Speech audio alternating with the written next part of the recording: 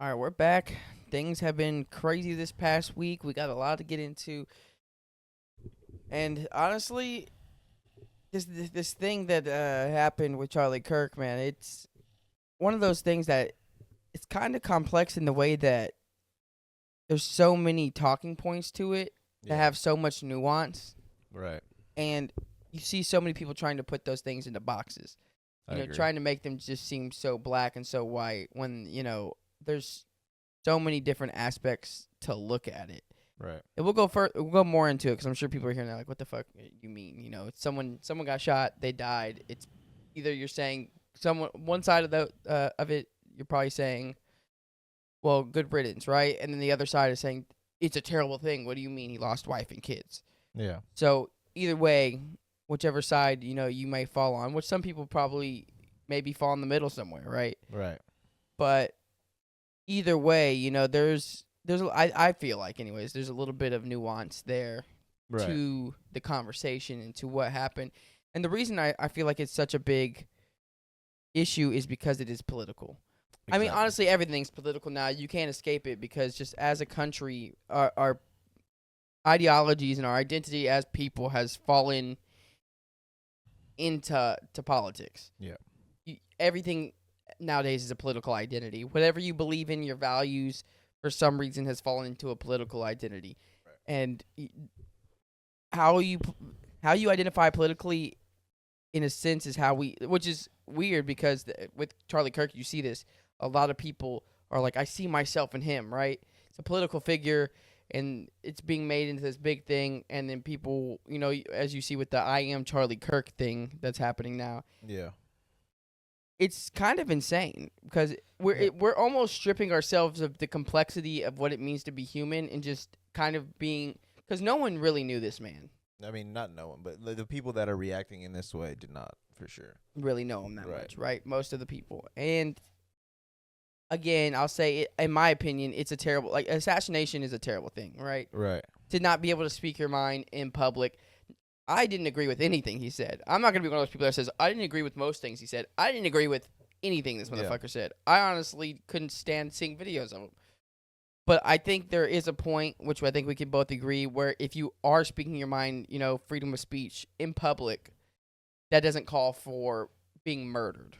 Well, yes. I mean, it's like it's a multifaceted issue because there is the argument that if you are defending free speech and you are defending the Second Amendment and you go as far as to say the words that some gun deaths have to happen for the Second Amendment rights to be protected, then there's a very strong argument to be made that like the whole like side of the story of saying like, well, he basically got what he was asking for, or the he died standing on his beliefs, or the he like basically like he protected this idea, like for this to happen was something that he thought that should be allowed to happen, basically by saying that people should be able to just buy guns whenever they want to protect themselves, but I mean like under the guise of protecting themselves, I guess, to a certain degree. But realistically, all of that is utilizing something you didn't agree with before against a person that you didn't agree with. But what is that doing? You're just spouting into the universe. See, I was right. But like, what are you getting out of that? What you're utilizing this event to be is something to like radicalize your opinion, whether that be for Charlie Kirk or against it. But that opinion is just that. You didn't know this person. This is simply just somebody that literally you got rage baited on online. Or maybe even in person if you went to these debates and these prove me wrong things. It's like this is legitimate like professional rage bait in like a lot of terms. Obviously that's dumbing it down and dismissing like the reality of debate and the reality of like political conversation and things like that. But in all reality, that's what he was there to do, is to rage bait people so that he could get clicks on his videos. But like, if you don't realize that because you're so engulfed in the politics or so engulfed in the racism or so engulfed in the rhetoric that he's pushing, then of course he's going to get what he wants out of it.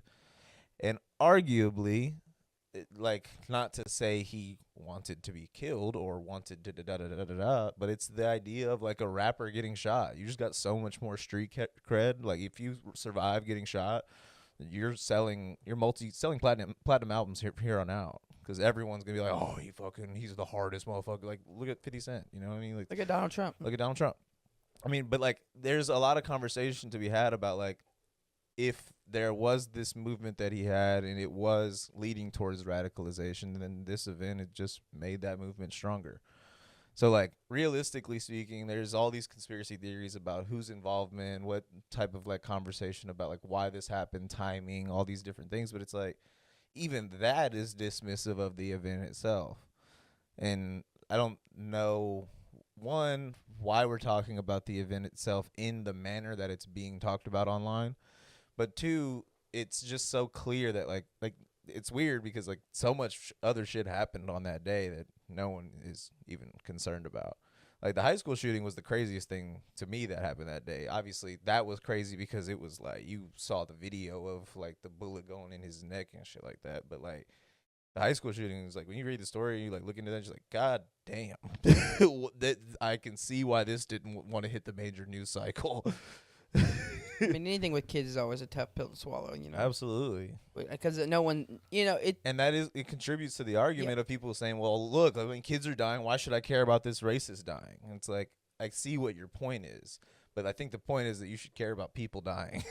Yeah, and well, the thing is too, I mean, you know, the internet, it feeds off of hate. Yeah, absolutely. So when it comes to kids, it's harder to stomach, and no one's going to disagree with that, right? Yeah, it's hard to say that the kids deserved it or anything like that. Yeah, you right. can say that a racist deserved it because you have your opinions on the racist. Yeah, and I think there's so much to really dive into here with this situation. I'm gonna nip this in the bud though, and I think again I can speak for both of us in this instance where we don't think that, you know, he should have been shot for his beliefs in this instance. No. Right? Now, diving deeper, we're going to kind of go into more so how people are perceiving this and viewing it based off of kind of what he gave out into the world and how we're now starting to view things as he has passed away. And again, keep in mind, going forward in this conversation, I don't agree with this man being assassinated. With that being said, he was someone who was, I think debate is a good thing. You know, it's good to go to college campuses to really test these young minds, you know. I think so, in the sense. I'm not saying it's not good to go to college campuses to test young minds. I think it's not good to treat what he was doing as that. Realistically, yes, defending free speech, and yes, defending like, or not defending, but setting up these like situations for free speech to quote unquote exist. But these aren't like guideline set debates. Like, in a normal debate, you have things that you're going to talk about and talking points and da da da. This was him showing up and trying to just make people look stupid that didn't agree with him. Yeah, it's not truly a debate. Like, the people that he was talking to weren't prepared for the questions that he was going to have or the points he was going to have, and he was fully prepared, knowing no matter what they say, I'm going to turn it on them and then I'm going to push my agenda. And that's not a debate. No. Well, I guess what I'm saying is, in my opinion, so maybe I should say that. Yeah, I mean, if you're debating a subject, it doesn't have to be. I mean, it depends on. Yeah, you're looking at it more of like a professional style I'm debate. Looking at it, but like you could debate an issue and it not be in those terms. That's correct. But the way that it was set up, and like framed, I guess I should say, was as this like open debate that's like anybody can come, please, like prove me wrong type of thing. Yes. It's like, we can't because you won't let us talk. He won't. And he does this thing where he does that and then he'll push it back on them whenever they do the same thing. Are you going to let me talk? Right. You got to be more professional than that, in my opinion, if you're going to be someone who debates. But, of course, it was for clicks and it's to make, you know, a point and make himself look good rather than actually for the reason of debate. But what I'm saying is I think it's good for young minds to try to, because when you're sculpting your opinion, right, you should be so solid in your convictions and your beliefs, right? If you're going to go to argue for it, you should have something to back it up, right? I agree with that. And you should be able 100%. to step forward and have your best foot forward and be able to argue something that you know somewhat about. If you're just going and saying shit. It's a meritocracy of ideas, basically. Like, to actually have an idea is one thing, but to test it out is an entirely different one. And it was the hard part was that he was going up against people who didn't have any of that. Just Correct. people going up there and saying shit, which is exactly what he was. It's just two sides of people just saying shit. That's the old boxing trainer telling you, it's like, you think that you getting mad is going to help you fight in the ring, when in reality your anger is clouding your mind and you're not able to actually think clearly. And that's really what a lot of that was. Not to say that people weren't able to think clearly. It's more so to say it's like your first foot forward is the anger and hate and like viewpoint that you have of this racist rhetoric that's like basically coming your way. So it's more difficult for you to put those ideas forward because you're leading with that rage, basically. Yeah. And then people, a lot of people were saying the left can't debate, right? Right. It's not that. It's just that these people who are on the right, so to speak, that are debating are choosing to debate people that aren't actually debaters. And honestly, a lot of the people who are influencers, like if you were to take Destiny, right? That guy fucking sucks. Yeah, that guy sucks. He would be what I guess the media or the influencer type people would consider on the left. Right. I don't consider myself on either party, but if that is what I guess people on the left do say represents them, then yeah, I guess there would be a problem because that guy fucking is not smart. He just says a lot of shit and hopes it sticks. But that's what both sides really do in a way. That's they what I was both just gonna say. say a bunch of shit. The They just far right ramble and off the some far random. left, I think like you're dealing with like extremists on both ends, and like the problem with extremists is that they will do anything and everything to push the line forward, to stay an extremist. How do you stay an extremist? By doing the same thing you've always done? No. You have to continue pushing that line forward to continue to stay quote unquote extreme. It's a never ending cycle of, I don't like this, I will change it. If I can't change it, I will radicalize. And that's happening on both ends. Yeah. So where all of whoever you would call moderate or in the middle or centrist, where everyone is basically on the same wave of like, well, I don't want to be that, and I definitely don't want to be that. So like, where the fuck do I fall? Exactly. And that's a problem because I would say this, the like, majority of people fall in that level of like, where do I fall? well, I don't know about the majority, but I would say it's a probably good amount the of people majority. that we know anyways. Well, not even we know, because I think it's a lot more of like the internet theory that I've had with you in the past, where it's like, is that what you see online a true indicator of what's actually out there, or are you just seeing a lot of the extreme versions of things pushed into that matrix? I've met some people. I've met some radicals too. I'm not saying they don't exist. I'm just saying I've met a lot more people that are not like that. I would agree. That's That are why more I use- reasonable. and that's More what reasonable. You're Yeah. correct. You're correct by saying around us in our lives.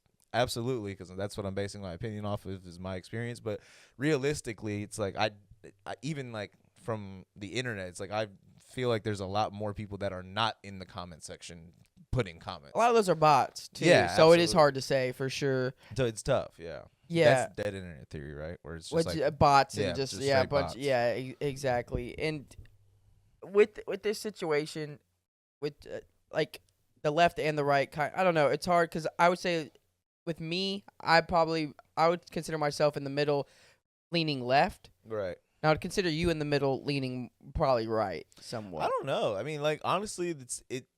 I would say it's hard to put me in a box because there's a lot of things that I agree with and a lot of things that I guess I don't agree with. But like even the things that I don't agree with have like stipulations. Yeah, very nuanced. Like in the Type way of that situations. like for example, like to just give you like an opinion that I guess I have to give you an example is like on the idea of like the like newer like trans movement. Essentially, my thought process is let people do whatever the fuck they want. I just don't like how like this is being like a child like thing. Like it's being taught at like 5, 6, 8 years old. It's just like this. I feel like we should be educating people on who they are and then allowing things to happen. I don't think you should like ever restrict anyone from doing anything they want to do. Give them some time to understand what that means, and Right, don't put it in their face before they even understand who they are. Yeah, and That's kind of my thought process. yeah, it does on take that. some time. And if they're It's- really adamant about it, Most of my like real controversial opinions are real centered around education. Like I've mentioned it on the podcast hundreds of times about how our education system is truly fucked from the inside out, and it's continuously like that line is getting pushed down that Yeah. not that way, but in ways where the kids are no longer at this point being educated. It's just a daycare center. yeah, basically. And I would say, like, when I say leaning left, I guess progressive is more so that which is crazy. Because again, I guess it's because the goalpost keeps moving. You know, some people are saying Charlie Kirk was a moderate. He was the moderate version of. I did not understand that. I'm like, you're wrong. First of all, you are wrong. If you think that's moderate, then this country has gone to shit. I was like, if you think that's moderate, then what you're talking about is like actual like lynching. That's happening, which it is still happening in 2025. But the point is like you're utilizing that to be the extreme so that this looks moderate. Exactly. Yeah. Exactly. And with that being said, that's the only reason I would even say I'm leaning left, because my thing is just let people live their life. Like, why are we so bent on? And the thing is, putting religion into everything, which I think also played a large part in people resonating with Charlie Kirk so much, because they're like, he has a wife, he's kids, he's a Christian. Right.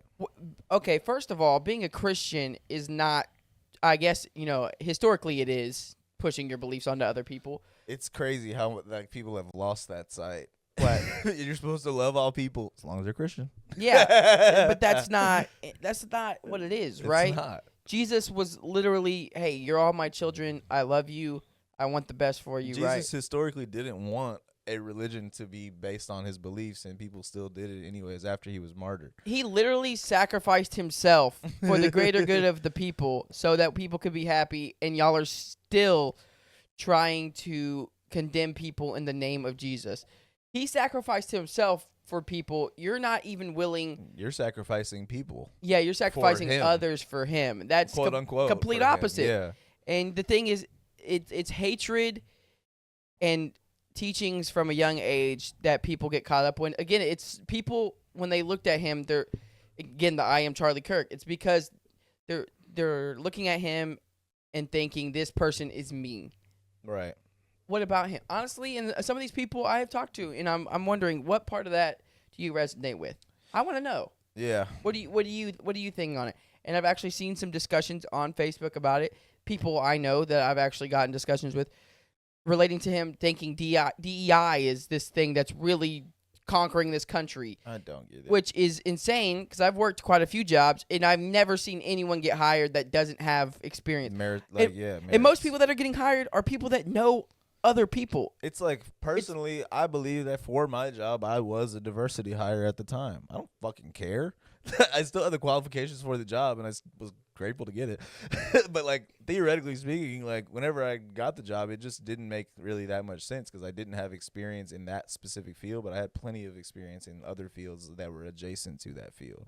And so like, really, and you excelled in the field. And I have excelled in the field so far. So like, it's just one of those things where it's like, I get the idea of DEI like removing competency from the hiring force, but that is more so just an idea because first and foremost, not talked about enough, but we talked about it the other day, how the fuck is DEI any worse of a like competency measure than nepotism?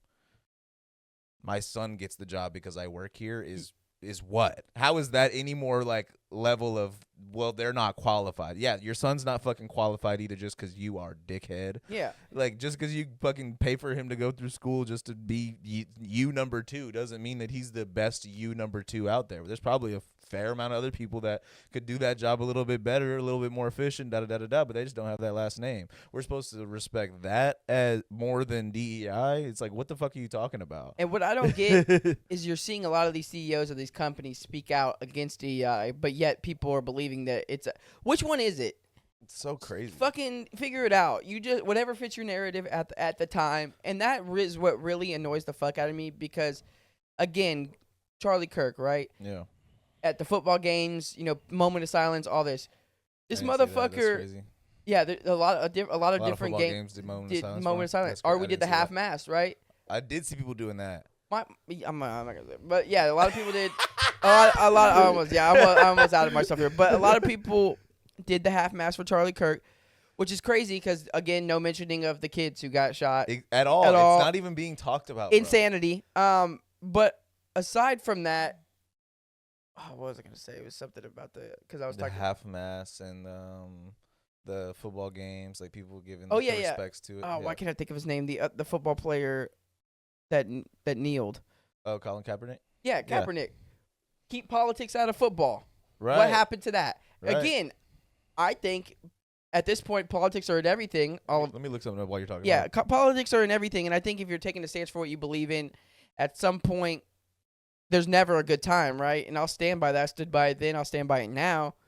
But you can't say one and then have the other. You're trying to have your cake and eat it too. Do you want politics in sports, or do you not want politics in sports? All of a sudden, you want it. One person was kneeling for equality and what they believe to be equality.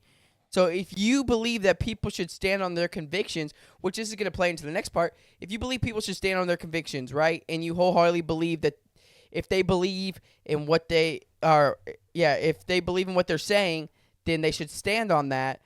Colin Kaepernick did that, and you should have some respect for that. But at that point in time, you're saying keep politics out of sports, but now we're having moments of silence for someone who was a political figure.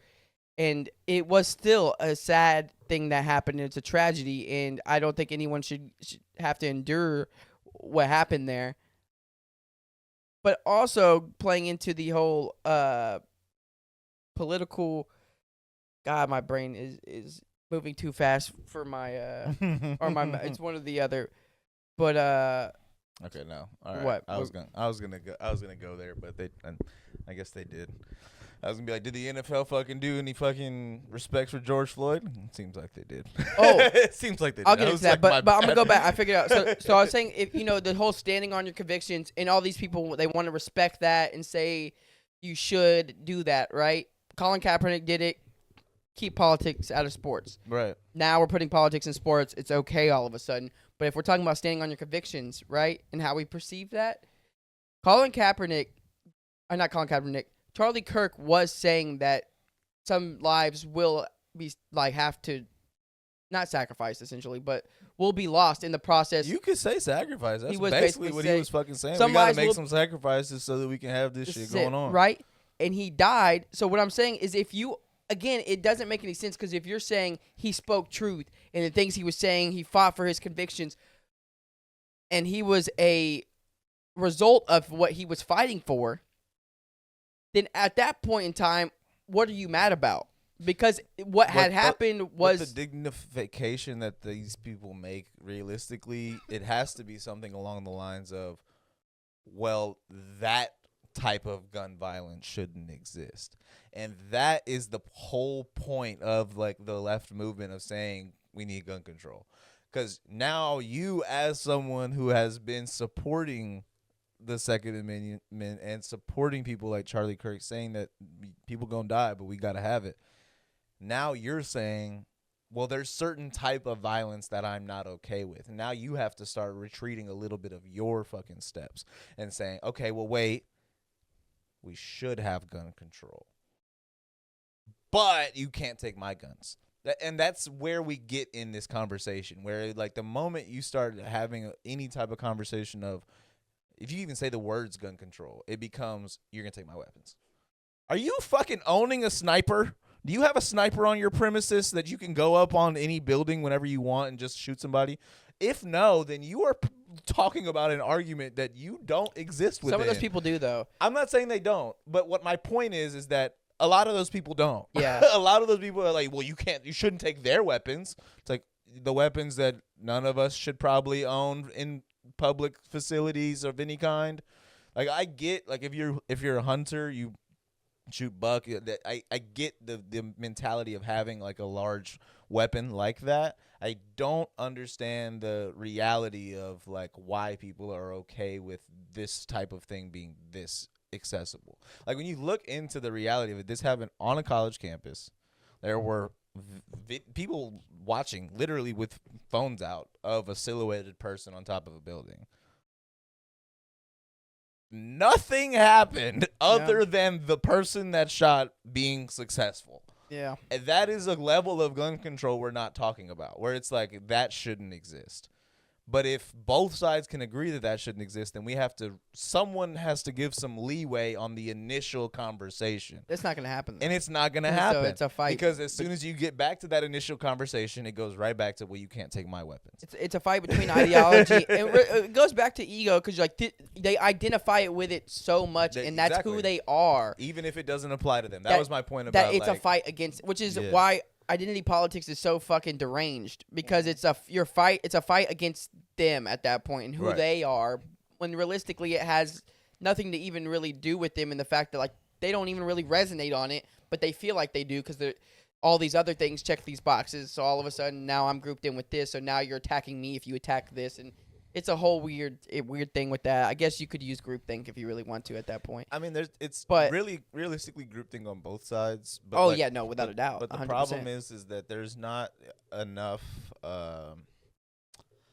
There's not enough of the middle that actually has a voice. Basically, there's no logic. It's all Yeah. emotion based. It's all Right. how we feel emotionally, and that's why the left, not even just far left, just honestly an average liberal person, they're almost too left to where they start becoming almost on the right. You know what I mean? But Right. in a weird, different way to where the conservatives don't agree with it. Everything either. is cyclical. You went so far left, you became right. Yeah, basically, everything. It kind of does, and Yeah. it's really. I remember the story where it was a woman being charged with, I want to say it was either murder or homicide or something like something like that, because she burned down an abortion clinic. Yeah.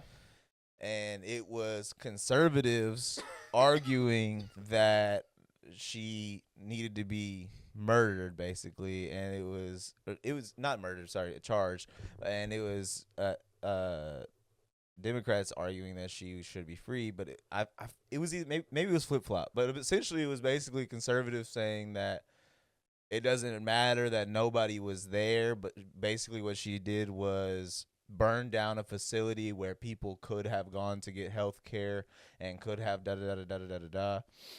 And the other side was saying, but nobody was there. There was nothing, like nobody was harmed. It was just a basically arson to a certain degree.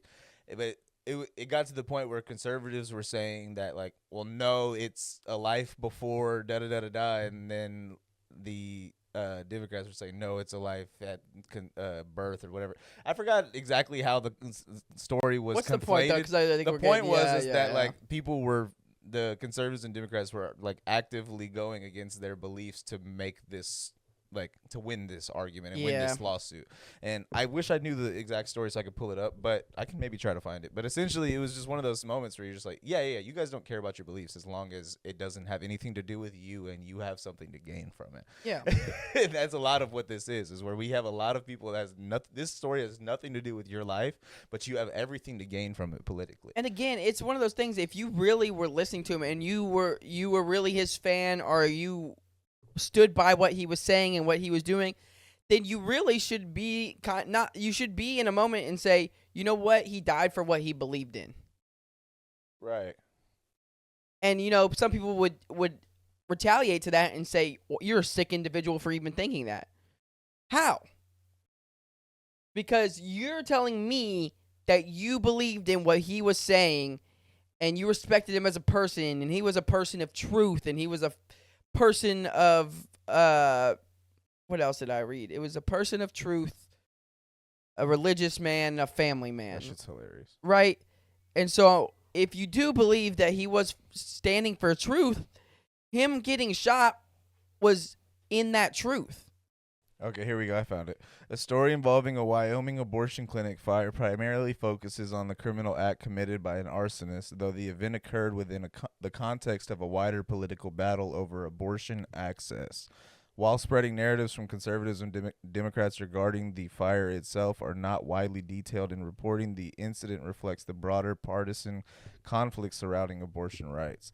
Basically what happened is they set it on fire, and then like the Democratic perspective was the fire can be seen from a Democratic and pro-choice perspective as part of a trend of escalating physical attacks and threats against abortion providers in conservative states following the overturning of Roe v. Wade. The incident is viewed as an act of intimidation intended to deny people access to the reproductive health care.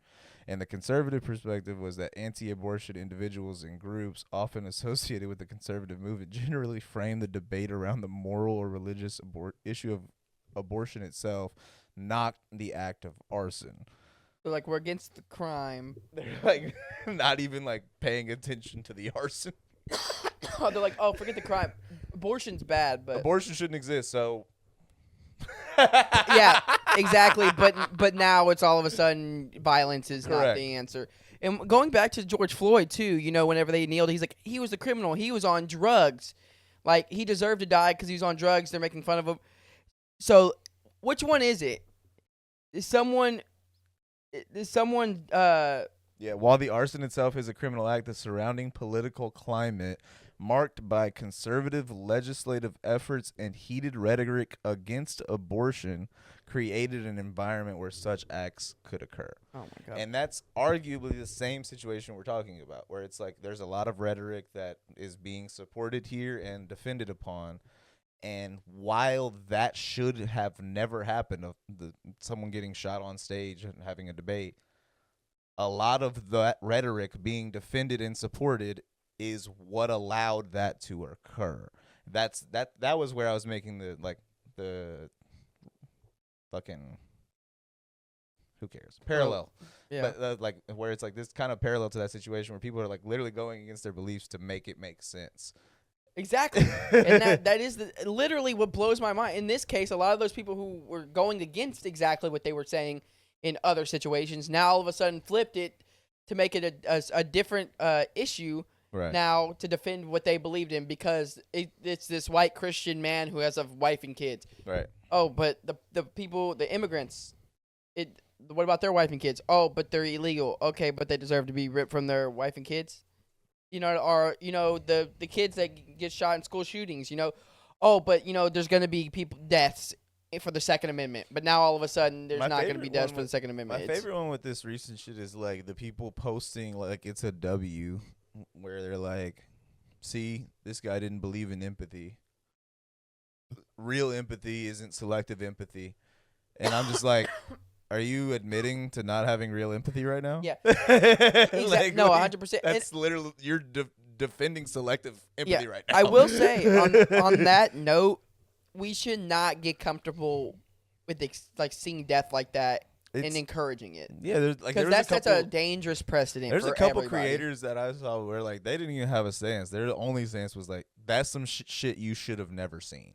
I would agree. As a citizen, as someone who is not in the military, as someone who is not like legitimately signing up for blood to be in your eyes, that is one of like the more gruesome like visuals. There was also kids around. There was children there, but it's like that is even if you're a fucking adult, no one should see that shit. Even if you're fucking at home watching that shit on I your didn't phone want to see that. Like, but like straight up, like my heart sank. I saw that. I was like, this is terrible. It's straight up like one of those because the first one I saw was the one from far away, and like realistically on that one you couldn't really see the blood splatter. You could really only just see his body fall, and then. I sent you the. You sent me the close up. I was like, "That's so much worse." It's so much worse. That's so much worse. Yeah, no, I saw it in my heart sank. I was like, "This just ruined my whole day." Yeah, it did. It literally changed killed the my whole energy of the whole week, bro. Yeah, it's like that killed my energy. So, because I don't care about politics. I don't vote. I'm not political in that regard. This did not affect me because I am a conservative or a Democrat. This is affecting me as a human watching another human get shot in the fucking neck. We shouldn't be desensitized to some murder, like exactly in any context, really. And people who say, yeah, he got what he deserved. That's fucked up. It's fucked up at every level. Honestly, that's like saying the crackhead who's spewing nonsense deserves to get shot point blank in the street.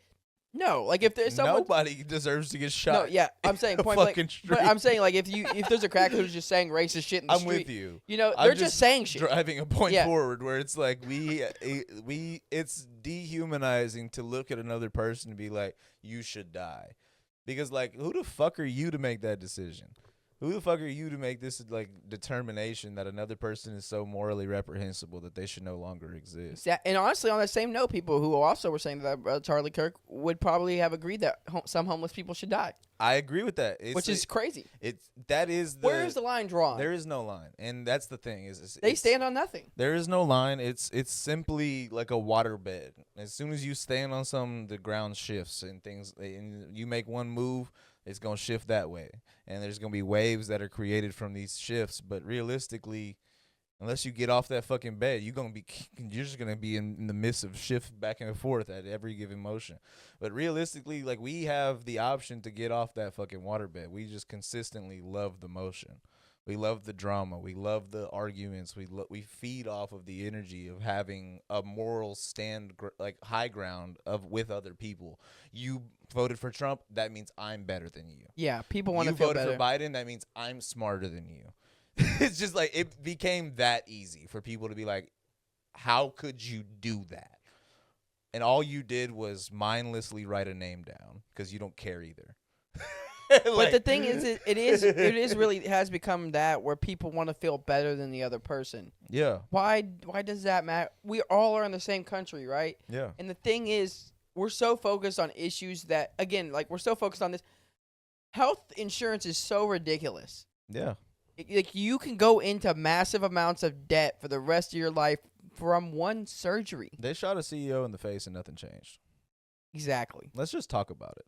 You know what's crazy? No one was really saying that shit when the CEO got Some shot. shit changed immediately, but absolutely didn't change very much. Like there was like something like a bill that was on the docket basically, and they like I forgot it was something to do with anesthesia.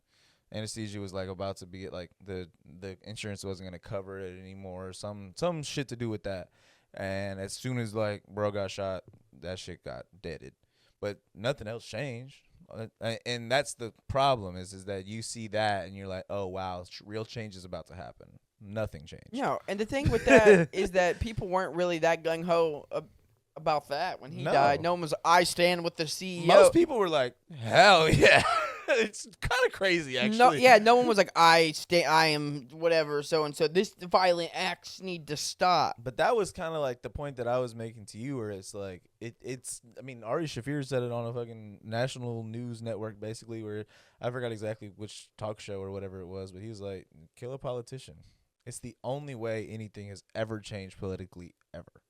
And the thing is, and that's kind of what I was telling you, where it's like, if you kill a political commentator, all you're really doing is silencing that voice, but making the like crowd behind him. You just made that person a legend to the people that he was a supporter. He's a martyr. Supporters of him, and then he is now a martyr for the cause that he supported. So, like, realistically, killing a political commentator is gonna do the opposite of what you want, whereas killing a politician will probably at least push the ball a little bit forward. The problem with that is they killed a CEO and nothing happened. And so, like, we're just sitting here like, oh, maybe killing a politician wouldn't do anything either. I mean, it depends on which one. It depends on which one, realistically. It is crazy, though, because people are up in arms about this, you know, but also, and people are like, again, fuck Charlie Kirk. Yeah. We're aiming our energy in the wrong place here. He's just a guy that goes and talks bullshit. But that's clearly he just goes and says stupid shit. It's Ignore just him. So clearly orchestrated, though, like in the way that like this was meant to further divide and create like radicalization to potentially like be the catalyst of a civil war type of like situation. Hopefully not. Hopefully people can get their fucking shit together and keep everything pretty civil. That's not realistic. And honestly, the shit people will fall for, bro. I'm tired. It really is that Nick Mullen bit where the clues. The CIA after something happens, like, we forgot one thing, you guys. The clues. Like, come on a bullet he wrote, if you're looking at this, you're gay. We're just making shit up at this point, bro. You're telling me every shooter's just like, I gotta leave behind some clues for them to find. Like, the fuck are we talking about? I gotta write a manifesto that says, fuck you, I'm a transgender. Like, come on, bro. What are we talking about? It is interesting how, like, it really changes, like, the scope of that. Whenever I was growing up, I looked at, like, the Unabomber's manifesto as, like, this is interesting. Like, but it's like, now I look at it as, like, that was for sure written by an intern that worked for the CIA. It's like, what are we doing here? Dude, you know what's crazy? Again, no one. You remember that thing? I think it was in Tennessee where that truck blew up, like a whole street. No one. It was barely news. I mean, who were they? Who was the hit? There was a hit out on somebody, and they were just like, "Oh, probably." There's plenty of situations like whenever I forgot. I think it was in New York. There was like basically like primarily like black city in New York that was like thriving. I don't know if it was like a city. Maybe it was like a township type of thing, like a few blocks. But they bombed it. Yeah, bombed that shit. Burned that shit to a crisp. Yeah. And it's like the way that it was described was like it was a house fire. It's like, yeah. I've seen a lot of house fires that took out the whole block. Another thing that is crazy is how a week or two ago when that black guy on the bus killed that white girl. Yeah, the young white girl. behind. Yeah, and stabbed her. Yeah. All of a sudden, it was a race thing. Now everyone's silent. It's a white guy that's snipering a fucking. Right. And they're like, oh, well. You know what's funny? It's like white people rise up. It's like it was a white guy that killed him. That Utah dude, the congressman, I don't know who he was, senator, mayor, whatever the fuck. It was one of our own. I'm so sad to say it was one of our own. I wish it was a migrant. Like, what did you fucking just say, Fuck brother? Like, that was the craziest shit to me, where it was just like you had like someone publicly dealing with their own racism. But it's a comment. But that's another thing that's crazy. Is again, I get it. You know, minorities probably do account for person on person crime in the streets. Majority. Not majority. I mean, even that is like a false statistic. Yeah, it's like basically a gender-based statistic. It only makes sense if you drive this number this way and this position this way. It's based off. Yeah, it depends on what cities you're looking at. Based off of a percentage per capita. Yeah. We're basically I'm the greatest scorer of all time. Inflating per the numbers. 36 minutes. Yeah, exactly. Inflating the numbers a little bit to favor what your Exactly. agenda is. Yeah, I can agree with that. But the point is that what you were trying to say is that not to discount that it exists, but the reality is you're dismissing the fact that you could also be responsible. Oh yeah, well no, even more than that. I mean, if you look at most like mass shooters, right, they're white people. Yeah, and no one. It's like they just want to ignore that. Yeah. I guess where I'm at again, I don't like politics. I honestly hate politics. I hate how much we've come to a point where we identify with a political party. We're complex beings and we have interests. And honestly, I think if we really looked past all that, we could see each other as human beings, right? And if you get to know a person beyond that, you would actually realize, oh, I might actually like this person. We have shit in common. But instead, we're caught up in just fucking nonsense bullshit. Well, on a basic level, it's always been the situation where the person being aggressive is the person that has something wrong with them. Basically. Oh yeah, obviously not in like a protection manner. Like if someone's on your property and you're trying to protect your family, then there's nothing wrong with being aggressive in the type of situation. But if it's just a debate and you're the person that gets mad, it's mostly because you are either feeling like you're falling behind in this argument, or you feel like you've been embarrassed or like humiliated, or you feel like you don't agree with the position that you took and now you have to find a way out of this conversation. No matter what it is, the person that like completely has control over their composure usually has no aggressive mentality over like the conversation itself. The aggression itself is built in that basically like insufficiency that you feel within yourself, and then you look at how that is extrapolated in society. It's like where is all this aggression coming from? Is it coming from an actual person saying something, or is it coming from you hearing something that you hear and already having this preconditioned like mindset over that topic or over that mentality or over that conversation, and then you react to that? That is built into like your psyche basically, where it's like you don't even know if you're controlling your composure in these conversations because you're so deeply tied into the topic itself. And honestly, it's like a cop being too close to a case. If you're a cop and somebody kills your wife, they ain't gonna let you fucking solve the case. Nah, bro. Yeah, you're gonna already. Fuck is wrong with you? You're like I don't care who it is. Go home. Someone's getting booked either way. Yeah, and the thing is to, fuck. Sorry. Yeah, I was about to say something. Then, what were you saying? It was the preconditioned mindset. Oh, yeah. Talking with people in general, especially as I've gotten older, I've realized that just having conversations with anybody, no one really is. Some words are a vessel of being able to get your thoughts across, right? Right. Most people are not professional speakers. Yeah. So they're just trying their best to put whatever's in their mind into words to be able to express that to somebody else. And the problem with that, too, is you might not even be expressing yourself in the best way that you're trying, that you're really trying to get. But how you're being perceived is different. Is a completely different thing. And someone might be perceiving whatever you're saying by the tone, by however you're saying it, by the words you choose, and perceiving it completely different than even what you're trying to get across. So you might not be getting it across in the best way, and then they're perceiving it completely different. So then you end up in a completely different place, and it takes long conversations to get to a point to where maybe you It's understand. inherently frustrating to have a debate because you should basically feel like the other person is not understanding you until you get to the point where both of you are understanding each other. And the thing is, I mean, in a lot of those, I mean, we have it all the time. It's a lot of just misunderstanding. You know, it's like Yeah. one person's taking what the other person's saying and taking it as this, even though they might not have meant it as this, but you're attaching yourself to whatever you thought that they meant, even if that isn't what they meant. And that's it. What happens a lot of times, and it does. It sucks, like to have to get past that. But you you just got to keep talking until you maybe get to a place, and you may run in circles at a certain point, but there might be a point where something clicks. And I mean, you mentioned it. We've been there where it's like we'll be quote unquote arguing about something. I'd say quote unquote because it's like we're not mad at each other. We're not like so deeply in the topic where it's like there's it's no a true hate. argument. Yeah, It's like you're not listening to me or you're not understanding me, and I need to get this across. Shut the fuck up.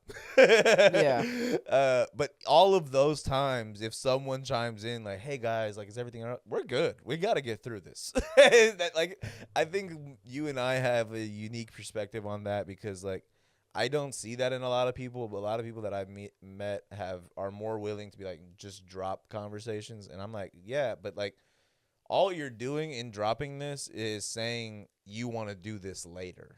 Or not even. You don't care enough to figure this out. But also it's like this conversation is gonna come up again. If you want to drop it now, fine. But like, you realize that if this comes up again, we're gonna be right back here when we could just fucking get through this now. Nothing's resolved. Nothing's resolved. And it's like I don't have the type of brain where it's like I'm gonna just turn shit off. I'll be like, all right, well if this shit ain't gonna be resolved, I'm gonna just go home. Fuck all this shit we was finna do. Cause like I gotta resolve that for us to just continue getting activated in these motions type shit. I'm the same way in my relationship too. Is that like if we're in an argument, it's like before the night's over, before we go to sleep, this shit. We're not going to sleep mad. Yeah, like if you need to take a break, that's cool. We can reconvene, but like we doing this. Yeah. And honestly, what I like to is like most of the time, if one person is like not willing to be the person who's like, we're gonna figure this out right now, the other person's like, nah, we're not going to sleep until this. Like one of us is like, we're not going to bed until this shit figured out. Yeah. Because why are we going to bed mad when we could just resolve this now? Neo. Because like it just like if you're sleeping on it and you said what? I said Neo. Neo, like fucking Matrix? No, like NE-YO. Oh, the fucking The song Mad. Oh, does he have a song named Mad? It's about going to bed mad in a relationship. Yeah. I only know one song by Neo, the one with Kanye West. What's it called? But it's the shit goes hard. Sometimes love comes around. What was that guy? Carrie Hilson. Yeah. That shit does go hard though. Banger. That was a banger at the Music time. video's fire too. Yeah. that shit. That was that skating rink music right there. It really was. But it went crazy. But yeah, it is one of those things where it's like it's an emotion that everyone feels, but it's also like a driving force for like solving problems that are probably not being dealt with. And it should make you mad that things that are not going your way are not being addressed. But it shouldn't make you so mad that you're not willing to address them. And that's, I think, the discernment that isn't being had in like not relationships specifically, but even like in society, where it's like what you're mad about is what should be driving you to kind of find like how to resolve that anger essentially. But what you're using it as is the level of division from the thing that would allow you to solve it. You don't want to talk to the person that you're mad at. Well, that means you're going to continue being mad at them. What do you want to do about it? Yeah. So some people would rather do that than I guess confrontation or what they would consider conflict. But even in that, it's weird because what you're really confronting is yourself. You're not confronting the other person. The other person is just existing. This problem that you have is within your own mind. And you know what's crazy is having, because I mean, not just with you. Like if I'm with, again, like I said, into my relationship or with some other of my friends too, I'm a person like, well, let's just talk. Let's get through this. Let's figure some shit out. in those moments, you also kind of figure out how to get to the bottom of certain things in Yeah. a way. You know, ask certain questions, and which is I don't necessarily like debating because I oftentimes when I talk to other people, not everyone's willing to really have that conversation, or they just are just saying anything. I think the They're reality just for throwing me, shit out that they're not even really sure of. They're just throwing out shit that they saw. Like they don't even really believe in that. Like they don't really have like a solid I point think or I come substance. to that same conclusion, but on the opposite end, where I like to debate so much that I come to that conclusion, where the people that I talk to are just have no conviction in what they're talking about. No, bro, you just like, but where does that come from? And then just okay, but why is that? I've always had the belief that if you believe in something so strong that you want other people to believe it, that you should be able to explain it in very good detail. And if you can't, then you have to have a question with yourself about why you believe it. That is very like rampant in my life. If anyone tells me something, it's like this is how it's supposed to be. That's how I do it. This is how I've always done it. This is how I will always do it. And this is how you should do it. I need to know why. And if you can't explain why very clearly or concisely to make it make sense, then realistically, I'm going to probably disrespect your opinion. I'm going to take what you just said and throw it out the window. Because you don't even know why you believe that strongly, but you want other people to believe it too. Honestly, if you think about it, like religion is probably one of the greatest mental debates of all time because there's some people who are so strong in what like. I mean, or they think they're so strong in what they believe in, you know, that they're willing to fight for it. Which, when you look back in the day in history when they were killing people over it, what you can say is that they really believed in that shit. Those people did. They believed in it. That's like the Jordan Jensen shit. Yeah. Where she was like, if you don't like actually, if you're not actually like radical about these things, then you don't actually like believe in them, basically. And I fucking kind of get that. Or it's like you guys all quote these Bibles and highlight these Bible verses and shit like that, but you're not applying that in your life. But then that goes back to what we were It's saying. like selective Yeah. Bible verses. But I mean, that's kind of what apply it to is, you. anyways. Hey, PB. but what kind of going into that is like that goes back to what we're saying to the Bible. The way it was transcribed, it's been translated over different times Different eras. and how people were perceiving it and how they rewrote it and honestly how their take on it and putting that into different versions of the Bible, right? And then on top of that, how we perceive what it is saying and how people can take what it was saying, right? And then we have to relate some of that to the historical facts and try to relate it to the time, what was going on during that time period, and trying to piece all these things together. Shit's gonna get lost in translation. So again, to take any of that, like you can stand on your convictions, but just like say that that's the truth is so hard. Like it's like what's really difficult about it all is how many similarities between each religion that there are. The stories, the legends, these things that all kind of come back to the same point, but with a different name, different setting, different place, different time. All of these things are like basically a story talking about the same thing. So what religion truly is just a division of belief. We all believe that there's some going on, and we have stories written in a book about what's going on, and we get to either believe or not believe those stories and compare and contrast them with the beliefs of other people's stories. But it's all about the same shit. So it's just slight deviations with certain like values and certain belief systems and certain things that you like, practices and things like that.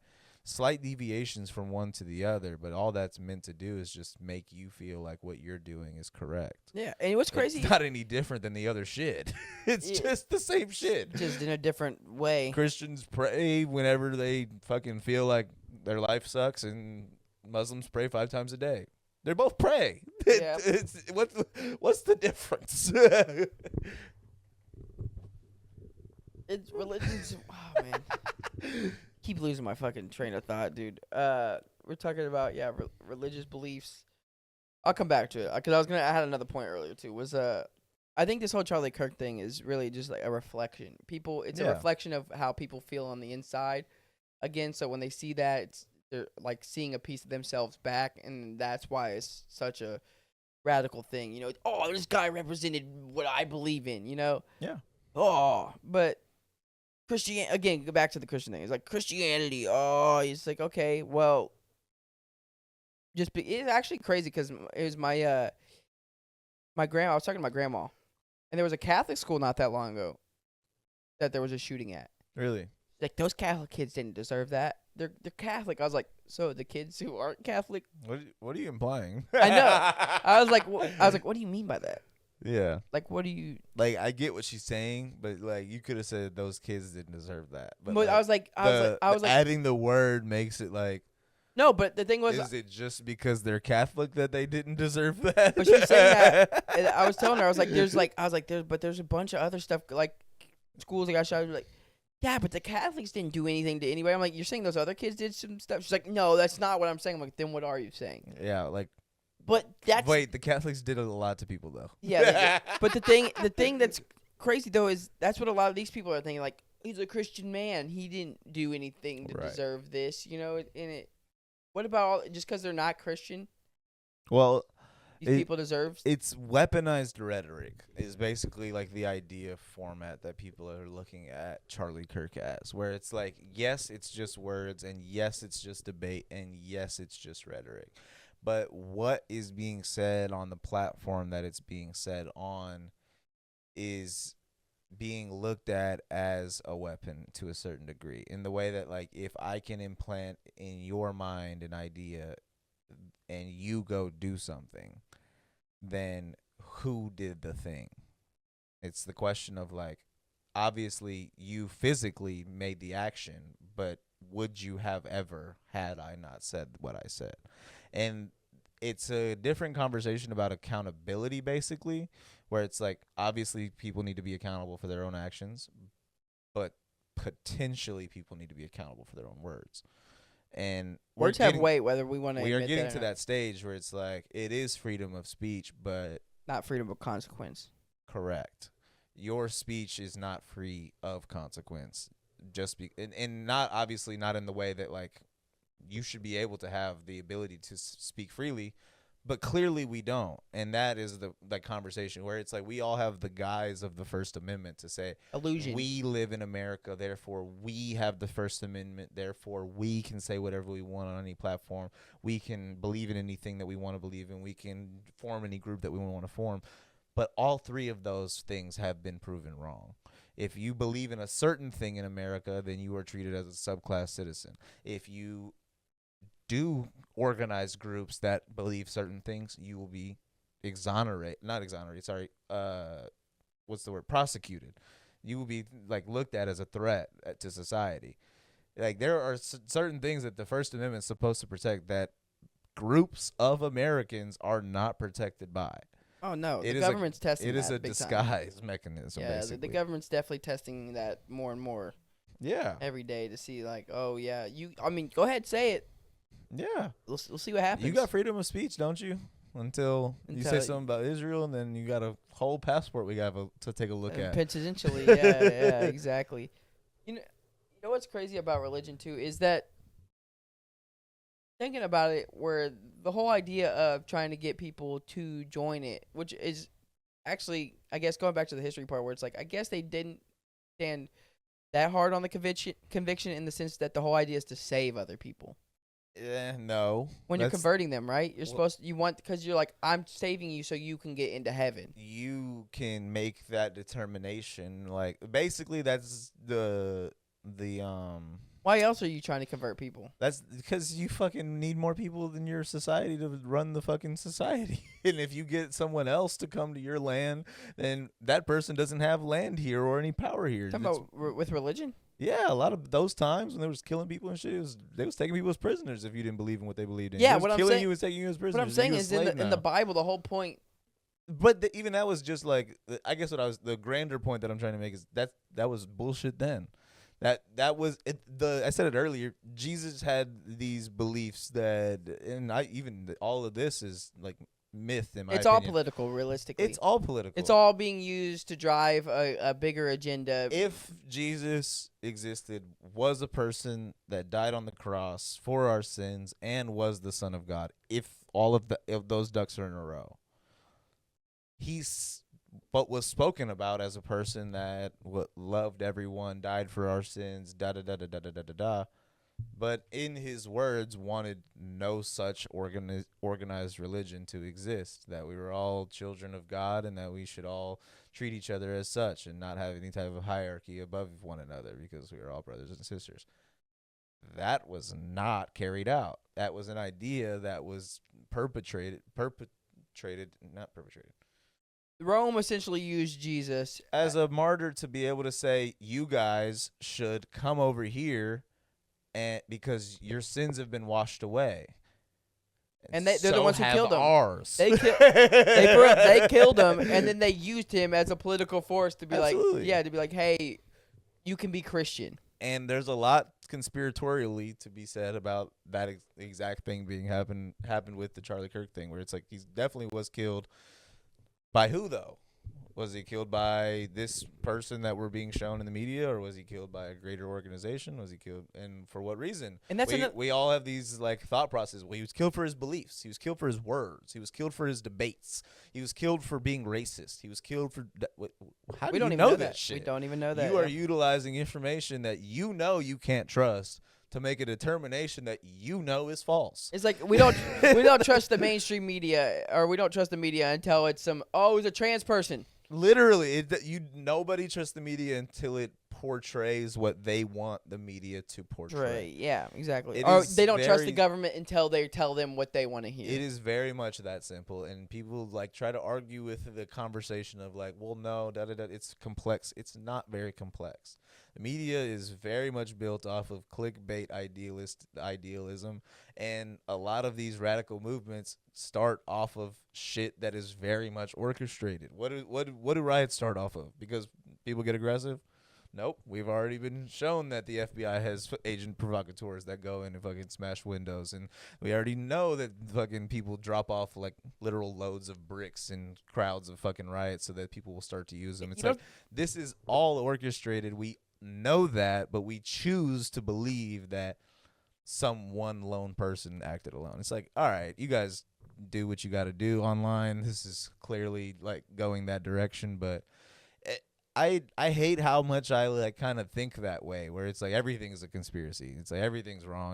We're being lied to at every fucking corner, because it does make it very much difficult to like look at these things from like a human level of saying like this is still fucked up, even if it was orchestrated. I mean, a lot of politicians are actors. Yes, I mean not just actors, but bought and sold actors. 100%. Yeah, there's a force behind them that's paying them to do certain things. Yeah. And if it's not money, it's power, it's opportunity, achievement. What is it? Yeah, bribes. Yeah, well, blackmail. That's money, but I'm saying blackmail. Yeah, blackmail is what I was looking for. Yeah, blackmail. But that's the other side of it. Like if you owe them something, basically, instead of them owing you. Yeah, you get offered something. You know how it goes. It's really a gang, but on a bigger scale. It's mafia. It's how much people are not willing to like realize that mob mentality and mafias, all these things still very much exist and run rampant within our society is hilarious. Because what the fuck is Vegas? Come on. Like, who's behind all that shit? On. Yeah. Like, Jesus Christ. It's a whole city based around that it. is worldwide known that you go there to gamble. Who the fuck set that up? Where's that money going? Who set that shit up? The government's getting a piece of that. It's going to the roads, right? In the desert. Fuck you. True. And most of the people that live there are poor. Yes. I wonder why. They all work in casinos and restaurants. Yeah, owned by who? It gets real ugly once you start doing the digging. But it's like conversationally speaking, it's real simple to put two and two together. Where it's like a lot of our society is very much bought and sold, and most of it's fake. And reality kind of lives on the metric of how much you're willing to believe what's online. I remember some like crazy people was like, you believe everything you see online, and I used to be like, oh, not everything, but I'll double check the sources sometimes. I'll kind of like make sure it makes sense. Now I'm like, respect to you, lady. You're asking the right questions. Oh, like what, you believe everything? Yeah. Yeah, I'm looking at it like, man, again, because people. I was talking to somebody, and even though they said themselves, well, we don't really know why the killer did it, but I couldn't imagine there's any other reason than the fact that of what he was saying and them not agreeing with it. Oh, you You don't could think just say that there's- you're assuming this. Exactly. I mean, at that point, that's just again based off of how you're perceiving things and what you want to believe because you're upset about whatever X, Y, and Z, and then you again relate and see yourself as X, Y, and Z. You know? Yeah, you spew the thing that is basically being concocted for you before you ever view it. Yeah. You're literally playing the game. You already felt like this way, Yeah. so it doesn't even matter what's said. Yeah. That's what you're gonna think. Exactly. It doesn't matter. It's kind of like you setting an opinion before you have the full frame. Basically, it's like, well, you just showed me your mentality before I even gave you the information. Not only are you wrong, but I now have to look at you a different way. And again, like they all of a sudden they just why would he write those messages on the bullets? The clues. Yeah, that's what I'm saying. So you're telling me he got all the way up there, shot it, and he's like, "Let me leave all this behind," but I also wrote notes for you guys. Let me leave the gun. And the What's bullet, wrong with you? but the bullets with notes. Yeah, Why are you writing notes on the bullets? it's I don't understand The that clue. stuff because it's like it. Luigi had a manifesto. That manifesto read like shit. A lot of us are meant to be treated like we're fucking stupid. I feel like because it's once you look at this stuff, it's like I would hope that a critical mind could see this and know what they're looking at. But I see a lot of people that I would deem have critical thinking skills not think so critically about any of this. You know, it's funny. I was trying to look up Luigi's manifesto, but it was like Luigi's Mansion I came was out. like, the game came up. Yeah, the new video game, Luigi's Manifesto. Luigi's Manifesto hidden in the mansion. You got to find the CEO. That's the main mission. Trying to see if I could. It's a 3-page manifesto. You gonna read it? To the feds, I'll keep this short because I do respect what you do for our country. Come on. Imagine saying that and then writing 3 pages. To save you a lengthy investigation, I state plainly that I wasn't working with anyone. This was fairly trivial. Some elementary social engineering, basic CAD, a lot of patience. Come on, bro. You think he was like, yeah, hey, I know I killed the CEO. Shout out the CIA, though. They do a really good job. You guys are doing really good. I appreciate the hard work you boys in blue are doing. They I'm had going a- to save you some time by letting you know this is not an investigation. It was just me, not the Fed. There was no one else. I acted It alone. was clearly nobody else involved. That's funny, though. I just imagine a CIA agent be like, we really appreciate everything you do. You guys work really hard. I would just like to know if there was no one else involved and how we got such clear video evidence so fast on the internet. Who the fuck had that tape? You just found him at a McDonald's. No, it's like No. that was clearly the outside of the office building, but like security guard gave us the tape, or what are we doing? Who the fuck had the tape to be able to just release online the morning it happened? There's something that says over 10,000 posts. CCTV footage or some bullshit. TMZ's on the case, apparently. This shit said over 10,000 posts tie Charlie Kirk's murder to Israel as conspiracy theories explode online. Yeah, We it's don't kinda know, crazy. but that would be crazy. I mean, the only thing that's like the conspiracy theory shit about the Charlie Kirk like shooting was that I pertain to is the Amazon book or whatever it was, the story of the shooting of Charlie Kirk that was on sale like the day before he died type shit. It's like, how the fuck that happened? Wait, say that one more The time? Amazon book. Oh, that before the the before day it happened. before he got shot. It I was gotta read this. released. It says And then Erica Kirk vows to never let her husband's legacy die. In her first comments after her husband was fatally shot during a public event in Utah Wednesday, Erica Kirk pledged to keep his legacy alive. Charlie, I promise I will never let your legacy die, baby, she said. I promise I'll make Turning Point USA the biggest thing that this nation has ever seen.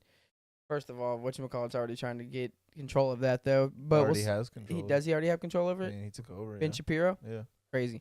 Turning Point USA, the political organization founded by Charlie Kirk, caters to conservative youth on American university campuses. She said when she got home Thursday night, their 3-year-old daughter asked, "Where's Daddy?" I said, "Baby, Daddy loves you so much," she recalled. "Don't you worry. He's on a work trip with Jesus so he can afford your blueberry budget." Excuse me? Blueberry budget?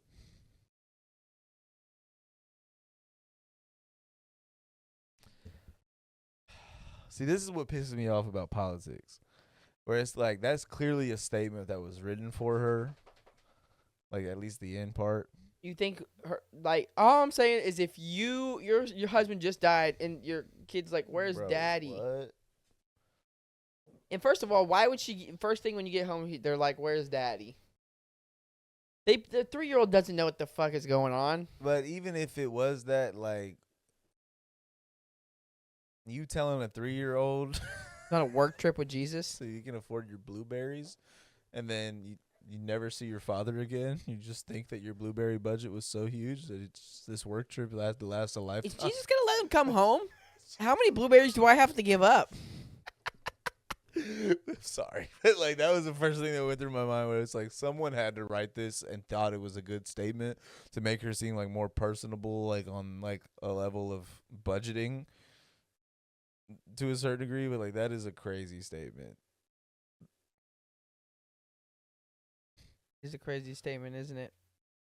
But yeah, I don't know, man. It's just like, honestly, how polarizing this whole event has been really like eye-opening is the wrong word because it would imply that I didn't have a full understanding that this is how fucking our country was. But it's just like surreal in the way like you see kind of just people acting to a certain degree. I think it's even crazier how easy people are to fall into the hate Yeah, and just take everything for face on value. both And sides. yeah, exactly, 100%. I mean, wishing death on anybody is insanity, and encouraging an assassination is even Hey, crazier. there's some conservatives like demanding like there be like some type of like retribution on against the quote unquote dangerous left, and it's just like this is just like martyr mentality, bro. Like you're just using this to start a war, and you don't have to. You're choosing to, which is the craziest part. This is not it like war mentality. You know, someone acted alone, right? So this is just one person trying to silence another person. How the fuck are you blaming anyone else? These people just have a lot of How hate. the fuck are you Yeah. blaming anyone else? I think it's also, man, like things are just, this country has gone to shit so much. People just have so much anger and hate in their heart. Yeah. And also our education isn't, again, terrible. I mean, a lot of things go back to that. All roads lead back to the. Yeah, I would say system that education was- says, yeah. learning things and how we learn them and how we teach them for sure is terrible. I mean, it's a recipe, to say the least, for a disaster. And we're seeing it come to fruition. And again, like I said, this incident is a really crazy one because it really has a lot of depth to like that goes into what this country is becoming and what's led to this moment and how we perceive things and how much hypocrisy there is in the world and how Yeah. much is going on behind the scenes that we don't understand, and Yeah. just the crazy state of our country, and not just our country, the world's going Yeah. absolutely insane. I mean, if you see what's going on in Nepal right now, Dude, the Nepal shit is crazy. It's I'm not gonna insane. lie. Like that has been like the driving force of my like tinfoil hat over the past week, where it's like I get how a lot of this stuff is very polarizing and extremely important to talk about and understand what's going on. None of the shit that happened in America is even close to what's going on in Nepal or Israel, not Israel, Palestine, fucking Ukraine still, like yeah, like legitimately speaking, Like, there we are have a lot- places that we are being like let, and I get having like an America first mentality. There's nothing wrong with that, like patriotically, I guess, to a certain degree. There's validity in like the thought process of saying we should be sending all this money to Israel whenever we have things we need to fix here. I get that. we say America first, but these people aren't even, really trying to They're look out not. for their No, neighbors or they're be in not. their communities doing shit. They No, they're want not. other people to do shit for them. It's a fucking It's a cop out. It's a tribalism mentality, basically. It's like, I'm from here, so we should worry about here. But it's like, that is also orchestrated. You're not even worried about here. You're not even from here. Who the fuck are you? You don't choose anything. This isn't like where you planted your flag. You fucking existed because you fucking popped up in a place. How about you shut the fuck up about this pride and location thing, and we start talking about humanity as a whole? Like, why do you have so much like, what about your like luck of the fucking draw of being born in America makes you better or at anything than anyone else? because people have told you that this is the best place on earth? Have you gone everywhere else to determine that for yourself? No. But even just then, we should just want to thrive as a society. I'm not saying in we general. shouldn't, Yeah. but like the problem is that people like take this. I guess what I was like originally trying to say was the problem that I have is like it feels orchestrated how two extremely like heinous events happen on the same day in America, like to basically divert all of our attention in that direction on the same day. The Nepal shit was like super popping off, and also they like further blocked the Epstein files. Also, it's all just, the like, farmlands getting bought up right now. That's been happening. Though, Yeah, like, no, for a long time. consistently, Yeah, yeah. like, I mean, over the China was past- buying farmland It's and been shit like too. about a year and a half. But like now. farmers are also losing a lot more. lot of Like a land lot of and these bills that crop. just got passed are fucking them over. Yeah, but I guess what I was trying to say is that it felt like the news was like kind of like trying to focus on America so that everyone in America wouldn't focus on what's happening outside on that specific day. Basically, that's what the point I was trying to get across. But that's why it felt like these things were orchestrated, where it's like these are crazy events that clearly everyone cares about it to some degree, whether it's talking about the school shooting or the political assassination. In both regards, it's like these feel like they were meant to like attract attention versus actually being like standalone events. They do feel connected, and I don't know how to connect them. It's kind of what I'm saying. And I don't think they were connected by the shooter, but maybe the organization behind it. This is gonna be a super conspiracy thing, tinfoil hat moment for me though. Is what was the government like project they had where they were like training kids and shit? I can look it up. Basically creating like not soldiers per se. Hold on.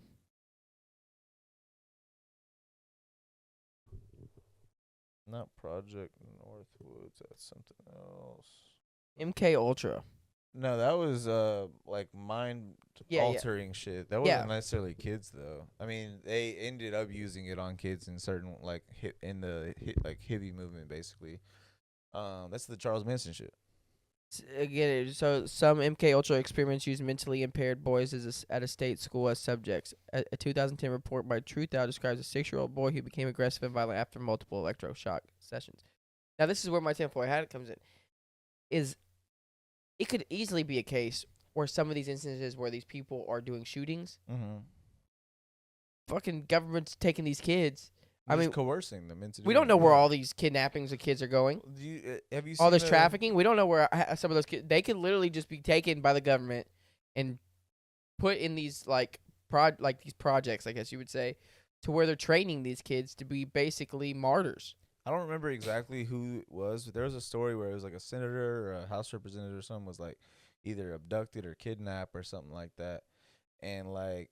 It was some crazy like 6 out of the 8 or 11 out of the 13 of the people that were like kidnapping her were fucking FBI informants or FBI like people that work with the fucking FBI. It's just like shit like how the fuck does that happen? Do y'all not talk to each other at all? Is there no organization within this organization? Oh, you think they're getting investigated? No. No. I'm saying the opposite, where it's like, let me try to pull it up. But another example is where there was these FBI, like, I keep saying FBI. It might have been CIA. But basically these operatives that were, like, coercing someone to, like, buy materials to, like, make a bomb and stuff like that. And, like, went through all the steps. And, like, the kid afterwards was talking about, it's like, I didn't even want to do any of this shit. But I was being told, like, this would happen. And I was, like, led down that line. And the people that were leading him to believe any of that stuff were working with the feds. And it's just, like, so you just coerced this child into believing that he could do this and do that. All he had to do was commit a heinous crime. And the moment he was willing to do it, you arrest him.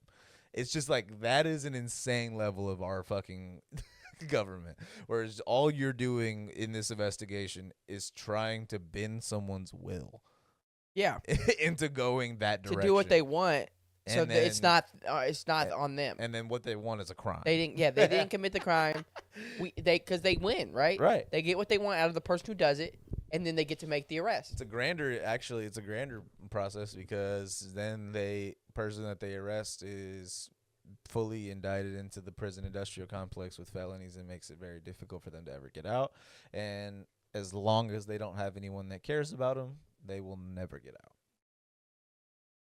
You can just continue to add charges, add time, add things. Because, like, realistically, it's a lot of, like, the prison society where it's like, if you don't have nobody fighting for you and you don't fight for yourself, might as well get used to it. Your time going to either extend, they're going to find a way to keep that meal and that bed filled. Because they have too much benefits coming off of each bed and meal that's filled. Oh, on their end? Yeah. And there's a lot of crimes in laws that were put in place to specifically target underprivileged areas, and there's over policing in a lot of underprivileged areas. They introduced crack to the fucking underprivileged areas. The CIA did that shit. It was a government project, and it's just like there is so much orchestration in what we're supposed to believe the downfalls of our society. But we're also supposed to believe that all of this other shit isn't orchestrated. We're one big psychiatric experiment. Yeah. Unfortunately. Yeah. I mean, like, talk to people from other countries. And it used to be a joke. Now it's just, I feel bad for the motherfuckers. What about us? Yeah, we used to be the comedy scene of the fucking world. People be like, ha, ha, ha. Look at, like, how they live. They fat as fuck. They, like, killing themselves. They don't know what they want. They fucking shooting each other, da-da-da-da. But now it's like, damn, like, imagine having to live like that. Like, we have deluded ourselves to thinking that this is the greatest place on earth because we see videos online about places where it might be a little bit worse or a lot of it worse. But realistically, it's like, that's not the whole planet, motherfucker. And maybe you won't have Starbucks on every corner, but that doesn't fucking mean shit. But also, we shouldn't have to live like any of that. No. Is the thing, too. I mean, we're blessed, I guess, in a lot of ways, but in a lot of other ways, things could be better. And to want better, just, like, it's weird because it's a position where people try to act like you shouldn't want better just because somewhere else has it worse. Well, people have more of a scarce mentality on that level. If you think that you are going to do something better, then it must be at the detriment of me. I must be losing something if you're gaining something. But what I'm saying is a society, like... No, I'm saying that's the mentality, the scarcity mentality that people have in our society. Because, like, if you just looked at it as, like, we can make everything better if we just look at things from an abundant perspective. But it's like you're taking something away from me. You are looking at it as in the gun conversation. We shouldn't have public assassinations. Well, you're going to take my guns then, aren't you? It's like, I did not say that. I said we shouldn't have public assassinations. You just led it to yourself to believe that conversation goes down a trickling line of conversations to get to the point where I don't think you should have a gun at your house, when I never said that. It's a tough thing where pretty much it does come to that because, again, it's like free lunch in schools. Is that coming out of my taxes? Literally. And like they're taking taxes that don't go towards anything now. Who cares what it's coming out of your taxes? Your taxes haven't changed. What, you're just worried about what your taxes are being applied to? Thank you for starting to worry about that. But that's what taxes are. You've never worried about that before. That's literally what taxes are for. Our taxes are being used for nothing now, but all of a sudden they're going to be used for something and you're mad. So, you know, it's like free healthcare. Well, who's going to pay for that? Well, that's the whole fucking... The government. Same way we've all been paying for everything. That's how it's supposed to work. We're having a conversation about not letting a police force in a small town have a tank and letting the kids of said small town have free lunch. And when I say lunch, I am meaning the bottom of the barrel of food, what we can basically call food. Like, it's not real food. It's not real nutritious. It's not really anything. Dude, we were eating frozen burritos. We were eating hilarious shit. We were eating Tyson chicken tenders. Tyson chicken tenders is true. Very true. You could taste the frozen fucking shit whenever you ate them. The worst pizza you ever had in your entire life. Worst pizza you've ever. Greasiest. Freshman year, that shit went hard. Worst, greasiest pizza. Whenever they made the generational switch is whenever everything... Bro, they literally gave us Lunchables. You would go to lunch and just grab a fucking prepackaged, damn near fucking meal prepped lunch. I don't think I ever grabbed those. I'm just saying that's what it was our senior year. Like the chicken tenders, the Oh, everything. It they was had in the those little film plates over with the them. They film had the over it. film So over it. fucking lunchable. Steak fingers. guys the are chicken hilarious. Fingers. Yeah, shit was This is the worst mashed potatoes you This ever is had. microwaved. You suck. We really were just eating. We were eating like shit for real, bro. But that's my point. That's the free lunch you're complaining about. That is what's being served, and you're saying that should not. Oh, I don't want to pay for that. What the fuck is wrong with you? Yeah. I think they should eat nothing instead of that slop. Again, it's pro life, and I care about the kids and all this until it comes time to really. You're pro-life until they're fucking born. Stand on what the. All I'm saying is stand on what the fuck you're talking about. Pro-life until they're If you're born. standing on that, you care about the that kids, you care about the people, you're a Christian. If you stand on your fucking beliefs, pay for the kids. Yeah. Let that shit come out of your tax. Do you care about the people or do you not care about the people? Which one is it? You can't fucking have both. You're over here like, no, I care and I think all lives matter and all lives are important. Okay, but when it comes time to pay the fucking piper, you're fucking ghost. I think it's controversial at best. It's probably even closer to wrong, but my perspective is that all lives do not matter. My perspective is that we have gotten to the point where some people have deemed things heinous that are regular, and some people deem regular things heinous. And I am everything is so ass backwards to where I exist now, where it's like, you guys do whatever the fuck you want. If that is truly how you view this clearly not that thing, then I'm not gonna sit here and fucking boil it down for you. I'm just gonna exist within that mentality. You think that that's true? Fine. It sucks That's though, because we fine. look at it like, oh, dude, society's really going to shit. But realistically, for as long as humans have been alive, society has been like that. They killed fucking Galileo. They fucking killed Plato. They killed Socrates. For what? Exactly. For having thoughts. Well, For I mean, making breakthroughs. For not, dude. Bro said we're not the center of the universe. They said you're gonna fucking die. who do you think you are? We are the center of the universe. You can't go saying that shit to people. We will kill you. All Martin Luther King said was that he had a dream that people should be able to exist within each other's lives. Bro, the movie, dude, that's not, equality, and everyone's like, whoa, whoa. It's crazy. The show Orb, it's an anime, bro. That the whole, Really? what? I've heard good things about it. I didn't know it was an anime. Oh, you have heard about it? Yeah, I've heard about it. Yeah. It's a show. It's an anime basically about convictions, about nice. standing on your conviction, like what people are willing to do for their convictions. And like, dude, the dialogue in that show is like impeccable. It's probably one of my favorite things of all time because it really makes you think, and it really is just so well done. Like the scenes, and it's so impactful. Like it brings out a good amount of emotion and a good amount of logical thinking with the dialogue, because a lot of it is religious based, right? Right. They live in this world where they think the Earth is the center of the universe. I think Cam was telling me about it. Probably, yeah. Because me and Jerry told me I watched it, and then we were telling Cam like, bro, you gotta watch it, and that's some shit he would love too. Yeah. Just the way that he likes to think about things. So it's like these people believe that the Earth is the center of the universe. And if you don't believe that, and people who believe in science are called heretics, and basically they will kill you if you do any type of scientific shit, because it's going against God. Wasn't there another movie called Heretic that just came out? Yeah, I think so. Yeah. It was like a scary movie, or Yeah, like I think so. type of thing. Yeah.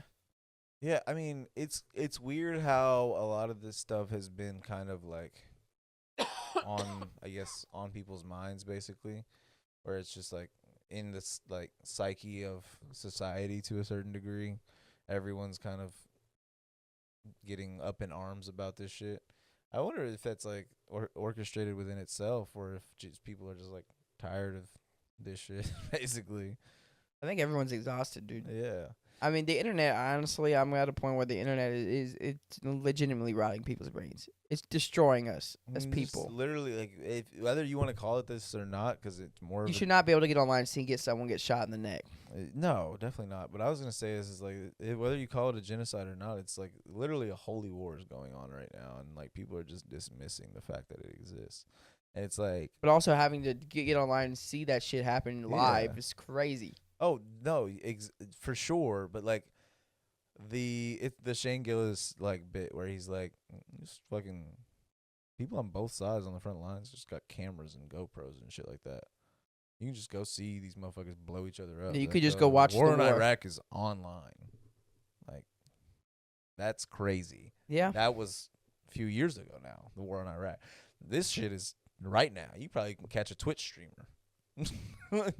You know what I mean? Like, it's one of those things where it's like, And the thing is, accessibility to this is at an all-time high. it is because But the dismissibility to this is also running rampant with that. People are willing to dismiss it, even though they have full access to it and actually see it more than people they try to be like, should. "Oh, you're telling me they had their phone?" It's like, well, Yeah. Starlink. Yeah. Elon Musk is like, "I'm sending Starlink over there." You know how crazy that is? Because shit's getting bombed, and you could just still get signal and just video it. Like, this is what's happening. Well, I mean, the Palantir shit is way more fucking, like, Palantir, fuck them, dude. it's way more concerning to me, like the facial recognition software. Yeah, that they them and provided what's the over there. other? I want to say it's not BlackRock. It's I mean, BlackRock's pretty much involved with Is that what it is? everything. It is BlackRock. Yeah, BlackRock and Palantir. I don't know if that's what it is, but they are pretty much involved. No, literally. between the both of them, they're basically like, we're gonna fucking ruin everyone's lives. Yeah, I mean, Palantir's BlackRock's the one ran buying up everything. Yeah, they buy everything. Yeah, that's why I was like saying they're involved in everything because they literally have stock in every single. They arm own of- everything, of like almost finance, everything. of Yeah, everything. Yeah. But Palantir is owned by Peter Thiel. It's interesting because I hadn't known really any of their like military contracts before this stuff started popping off. But obviously the most like recent and I guess notable one is the facial recognition software that they sold Israel to kind of be able to detect Palestinians in like a wide range of scope, as long as you have like a camera that can operate that technology to a certain degree. that's insane. Fucking insane that it actually is a technology that exists. Even more insane that it was sold to Israel in wartime. And it's just like we have lost all ability to actually discern information for ourselves. It's either anti-Semitic to look into stuff like this, or it's fucking you don't give a fuck about society and you're inhumane because you're not looking into stuff like this. And it's like there is no right way to go about this. If you are involved because you are Israeli or Palestinian, then good fucking luck trying to make your stance make sense to anyone else. There's enough pro-Israel or pro-Palestine people out there for you to not really have a point. People argue your shit that you exist within to the death that they don't have to have. The consequence they will never face. It's kind of crazy. And if you're on the outside looking in, good luck having a position because all your position is based off of shit you've never had to experience. Congrats, you've said something. It's based off of nothing though. Like that is the problem that we are at in this conversation, where it's like everyone involved doesn't have a large enough voice to actually help everyone else understand the involvement, and everyone that's not involved doesn't care to understand it to have a voice, but they still have one. It's just like a double-sided sword. It really is. Everyone's bleeding. Yeah, it really is. I mean, it goes back to like you gotta kind of rally in your community, you know, to like make efforts to help the people around you more Absolutely. than anything. And Yeah, and you know, that's harder 'cause than the ever thing- with such a polarized conversation. it is because I mean the thing is you can't really send money or supplies over there because they're just stopping No, that yeah. shit. So I mean, all you can really do is give resources to people that are here that are impacted by that situation, you know, Yeah. and help whoever that is. If there are people coming over here, or if there are people you know that Seeking, have like, family over refuge there, and stuff like anything that, like that, the best you can do is kind of try to help in that situation. And it really does become a hard thing because you know, you can post about it as much as you want, but at this point, we're just watching it happen. Yeah, I mean, that's the other side of it, where like when you grow up and you read about the Holocaust and you think about like a genocide, like that's one of your first like historical genocides that you're talked about, because obviously our country doesn't talk about the Native American genocide as much as it should. But theoretically speaking, once you learn about that, you think like, well, that could never happen again. Like there's no way our society would allow a genocide to happen again. And going forward, we've learned from our mistakes. But now you have a full understanding of how easy it is to live concurrently through a genocide. I mean, shit. Not easy, but like it doesn't affect so many people's lives. There's so many things you So could. many people are so like unmoved by this happening. Oh, a crazy amount. And the thing is too, when you grow up, you look at slavery, you're like, I can't imagine, how could Exactly. people do this? Is terrible. Racism's terrible. As a kid, you're learning about all this, and then somehow we got regressed as a And society. we found our way back somehow. Like, what the fuck is like? I swear, growing up, you're like, this is really bad. How the fuck did But we? clearly we've gotten a control of it, right? No. Oh, that really wasn't that long ago, was it? Because apparently we've Yeah. made hardly any progress. Yeah, I mean, there was I don't know if it was like a fashion show or what exactly it was, but it was a dude, it was an older gentleman that was like walking like down like a runway. And in the background is like it's him from like the 1950s or 60s, like outside of like a coloreds only restroom or something like that. And basically he's walking down, like takes pictures, walks back. But the caption is it's not that far. It's not as far back as you would like to imagine. Yeah, it's not. That it's fucking that person standing in front of you, and you get to like visualize. It's like, oh, within one man's life, this is what we were dealing with as a country, basically. Like the lifetime that the vision that this person has seen throughout his lifetime has carried the weight of our own history books that we were taught. And I think it's crazy because when you look at racism, also kind of just going back to the Charlie Kirk thing, where you could argue he's not racist. He was just giving facts, talking about DEI. It's a subconscious thing because it is kind of It is subconscious. it's racism, rooted. yeah. It's rooted in the fact that you look at these people like they're not capable, right? It's a racist And you can say, agenda. yeah, what you can say is, well, they don't have any hate in their heart towards these people. But the fact of the matter is, it's some kind of prejudice in some sense because you're looking at these people of a different skin color as if they're not as capable as the people that are within your. Well, there's a funny way about Ethnicity and or skin people's color. vision of racism because everyone is comfortable with racism that doesn't involve hate. If it's a racist joke and I know that you're a cool person, I don't care if you say a racist joke because it was funny and I know that you don't hate anyone. Because you could argue. But if racism involves hate, that's where it becomes the thing that you have a problem with. Again, because it's one of those things. Everyone's racist whenever it's the fucking Sam Morril bit is whenever you're driving in Yeah, traffic. you're like, I and fucking knew it. No matter who it is, Yeah. you see that person, you're like, I fucking knew it. It's that. It's like everyone has like this level of like vision towards a certain person or place or thing and have this judgment before they probably should. Doesn't mean they have hate in their heart. The hate in their heart is what they do with that judgment, basically. Yeah. Again, yeah. Correct. And so, like, I guess where I was drawing the distinction here is that, like, basically what it is that there was a lot of racism and racist rhetoric in what he was saying. And that's why I was saying it's basically weaponized rhetoric because the true hateful racism comes from the person that agrees with the rhetoric. That says, yeah, someone on stage and someone on my phone, someone on TV is saying the thing that I believe in my heart and haven't had the courage to say. I'm going to go act on that now. Because I mean, that is the weapon yeah, in the racism. because to be honest, he might not be racist. It might not be. he It's might not. a character. But yeah, what I'm saying again is Not that it yeah, was a character. No, yeah, Could be a yeah, character. and he might not have hate in his heart Yeah. towards people of color. But the thing is to say DEI, right, or to say these people aren't capable. We're just hiring based on this. Is what you're saying is that these other people aren't on the same level as you are, right? And if you Right. look at someone who is a person of color, obviously they probably didn't earn the spot that they were in. So again, you're just regressing because these people had to spend their whole life working twice as hard, which also someone I knew on Facebook was trying to say now a white man has to work twice as hard because they're getting overlooked and they're becoming disenfranchised type of thing. Hilarious. Shut the fuck up, dude. These people have been disenfranchised, had to work twice as hard their whole life. And what I'm saying is And like still are. and the thing is now we're weaponizing these words so that it stays that way because Yeah.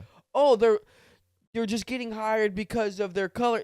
No, they're not. Yeah. Maybe some people there are more than likely diversity hires, but the percentage is so low. And even if the percentage was high, what you're now taking that as is saying they must be incompetent because they were a diversity hire, which is an assumption on your part. You weren't in the fucking interview, were you?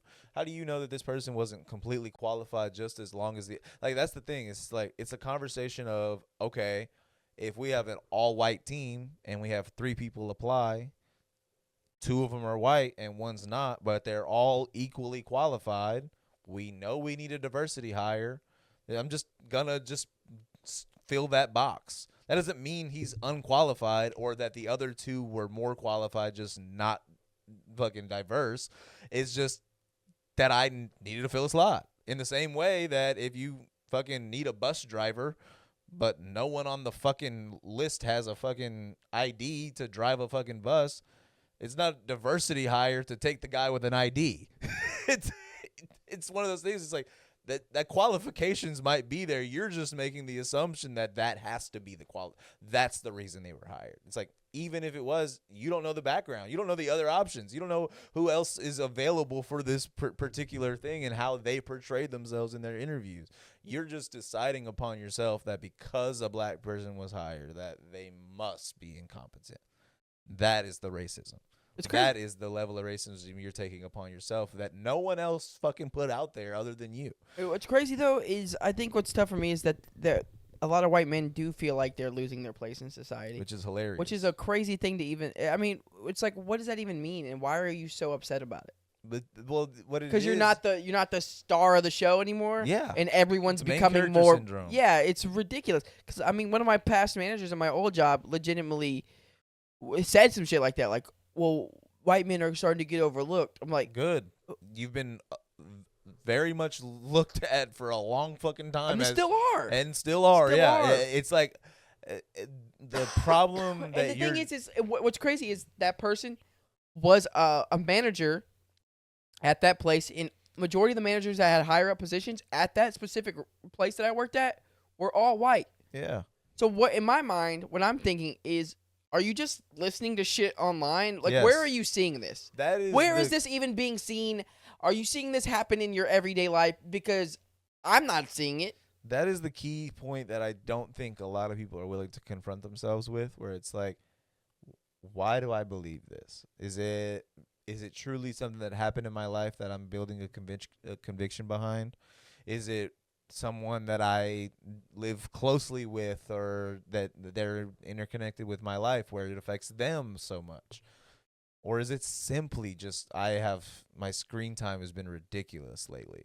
Yeah. And if it's just that, then like, what the fuck am I doing?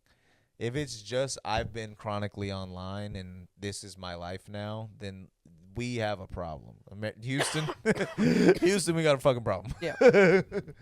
And the thing is, too, don't get me wrong, there are a lot of disenfranchised neighborhoods that do have a lot of crime, and you can equate that to minorities as well. I because equate it a lot to of over-policing, only over-policing. I mean, you can have any conversation you want. Statistics or things. Well, I place it more on like a class thing, just like being disenfranchised. Well, resources. But that's orchestrated. Yeah, I know. Again, the classism is built. I think classism is more of a problem than we want to even. Like, as a country, we overlook. We want to look at race and all this other bullshit, and we're arguing about all that shit. The fact of the matter is, a lot of people in this country, their dollar is becoming worth a lot less. Yeah. A lot of people are fucking struggling. Classism is really... Well, we just witnessed one of the biggest like transfers of wealth from the lower class to the upper class ever. Exactly. Like, it's literally But crazy. no one wants to focus on that because everyone has this idea that they can be the rich one day. No, no one wants to focus on that because it's much more difficult to confront yourself with the idea of going to work and continuing to keep a society running when you know that the society running is not benefiting you. It's actually like killing you. Yeah. You are in a state of survival perpetually based off of your geolocation. And that is the thing that is like, if you confront yourself with that, good luck clocking in tomorrow. But I will say we're not the only country that does that. There's a lot of we're not. Like but that, it's like Japan, China. What the point stands, based off of your geolocation, this is what you believe. This is how you view the world. You work until you die. Correct. Yeah. And like it's becoming the conversation of like the videos where it's like, I almost forgot this is what it's all about, or this is what life is like, meaning is. It's like, you didn't almost forget. That shit was orchestrated for you to forget. This shit is orchestrated for you to not know that your life is not supposed to be revolving around your job. But because of where you live, your place of residence, your ability to eat food, your ability to travel the world, your ability to have insurance should anything go wrong, your ability to actually socialize on a daily basis is all tied to your job. And none of us are fucking dealing with that. We are all looking externally to find what's wrong with the world. What's wrong with the world? The thing that's wrong with the world is the thing that we're continuously contributing to while being distracted by those things, which is the society that was built for us, not by us. Yeah, we want to fucking focus on this all this other shit, and again, it kind of goes back to what we had talked about on one of the last couple episodes. Was like the accountability thing again? Like whenever it's people are like all this shit that's showing on the TV, this shit, being mad at the world. How about this? You just focus. You take accountability for yourself and for your life and the people around you, and then you don't have to worry about any of that shit.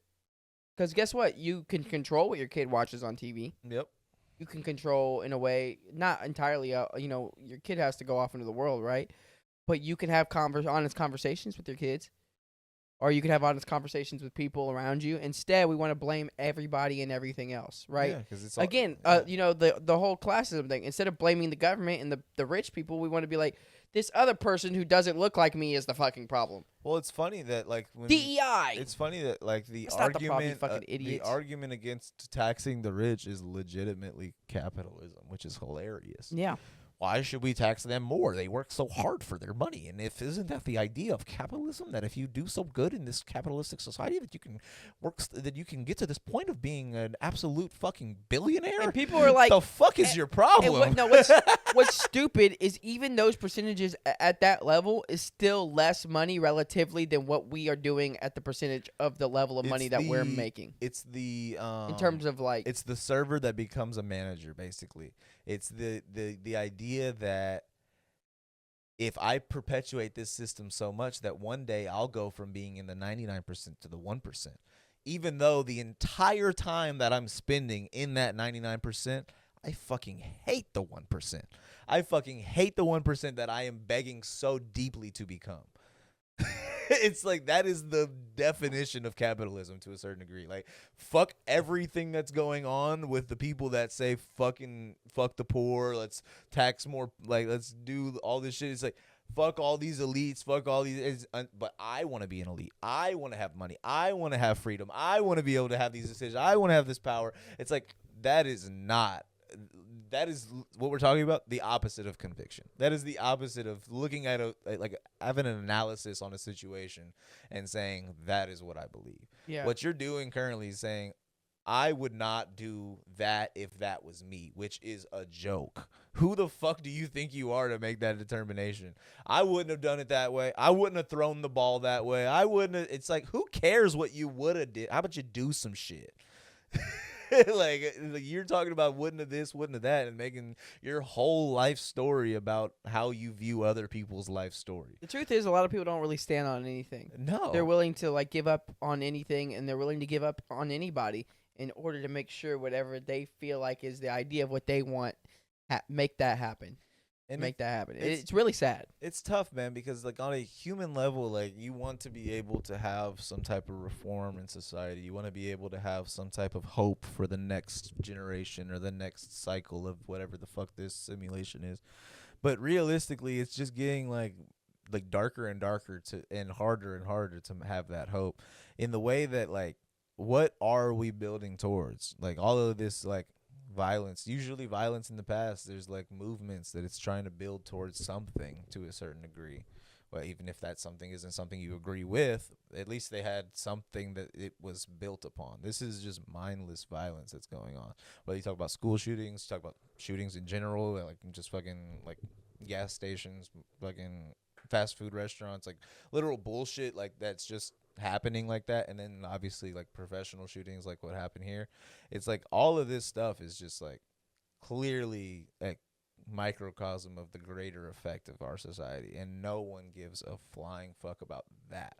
Everyone finds these like minute details to put their identity behind, but realistically it's like this is a greater issue. We're a that no crumbling one society. Gives a fuck about. We're a crumbling society. Yeah. It's not us against them on any situation. Really, we should be rallying together and understanding that we're collapsing as a fucking society, and we need to do something, or else it's going to get really bad really fast. And if it hasn't gotten really bad really fast in your perspective, then I challenge you to turn on the news. Because like maybe don't turn on the news. Maybe do your own research. But like my point is like tap in, like tap in a little bit, because it's already getting past that point of no return. Yeah. And now we have to have these conversations about what we're willing to endure, rather what we're willing to do. I think we could probably wrap it there. Been a good convo. We went almost 2 hours. We got a lot. I feel like we covered a lot. Covered everything actually I wanted to get into. I was hoping that I could remember it all, because sometimes my brain goes dead zo, but it's fucking solid. And I hope you guys took a lot from this. I hope you understand that we're not just trying to go one side or the other. I think from both me and or Josh and I want to get that grammar correct. Me and Joshy yeah, Poo. we don't really care about politics that much. We care about the idea of being a fucking human being and understand what that means between each other. And getting caught up and wrapped up in these ideologies is really dangerous, because as human beings, we should understand we're more than just those ideas. There's a lot more to us and a lot more to life than just those things. But it's easy to, microscope all the way in, zoom all the way in, and kind of forget what life is and what we have going on and what's around us. So it's easy to forget that stuff, and to really take a step back and have perspective on life, and to really look at things from different angles, and not just be like, oh, whatever I think is the right way, or whatever I think is the right answer, and actually having conversations with people. That's really important. I think we've got that along the way. But I hope you guys enjoyed what we all heard. And we're coming back, dude. Life's been hectic. It's been busy, but we're gonna release when we can, and we hope you guys enjoy what we do. And I would say the last bit of advice that I would say is talk to your friends, man. It's hard to get through some of these conversations. Like literally me and Daniel have had, I think, this exact conversation like 3 or 4 times since this shit happened. And I think my mentality has changed just a little bit each time we had it. And realistically, it's important to do this. It's important to get to the position that you have within your own mind and understand what you actually think. A lot of times it takes going through those thoughts and actually finding out whether or not you are piecing this together correctly, or maybe you just need a fresh perspective on the idea. But in all reality, it's like just talk, man. You have to like be comfortable having these conversations, even if they're politically like not super secure, or they go into conversations that are supposed to be taboo, like religion and politics and things like that. But it's like those conversations help you better understand yourself and better understand the person next to you. And it's just, that is truly how we are going to change anything. And it's not going to be from massive division based off of misunderstanding. It's going to come from a place of actual patience rooted in understanding. And I think that is something to hang your hat on at the very least. And no, of course you can't affect the greater society, but you can affect yourself and your community. So start there. Exactly. Love you guys. Y'all take care. We'll catch you next time.